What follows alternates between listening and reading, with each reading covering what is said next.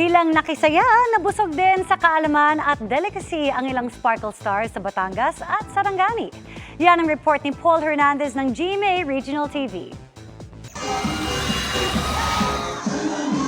Hindi pa man ipinapalabas sa GMA Prime, damang-dama na ng cast ng upcoming murder mystery drama series na Widow's War ang excitement ng mga kapusong Batanggenyo. Sa pagdiriwang ng Foundation Day at Cityhood ng Lipa, sinalubong ng malakas na hiyawan sina Carla Abellana, Kapuso Hank Benjamin Alves, Rita Daniela,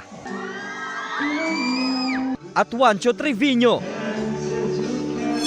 Hindi makukumpleto ang trip to Batangas nila kung hindi hihigop at titikman ang linamnam ng Goto Rine.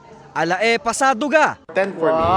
Kasi nga, iba yung ano niya, the way it's prepared. Iba siya. At mas pasok sa palate ko yung ganito na hindi siya sobrang nakakaumay.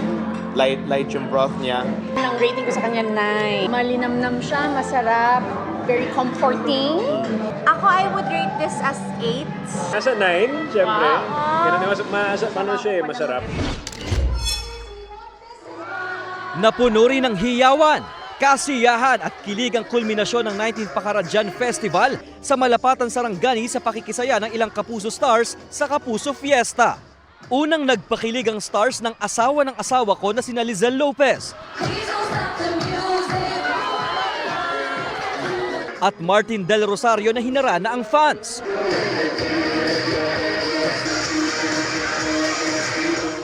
Mas tumaas ang excitement nang nag-perform si Sparkle star Andrea Torres na nakasama pang isa niyang fan on stage.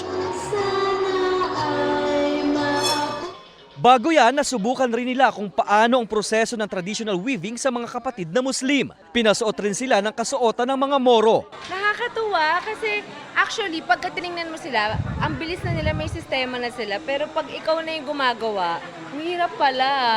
Kailangan talaga parang focus ka rin sa kanya.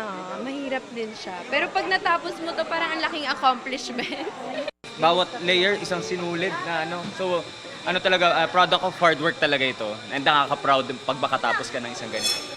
Mula sa GMA Regional TV at GMA Integrated News, Paul Hernandez, nakatutok 24 oras.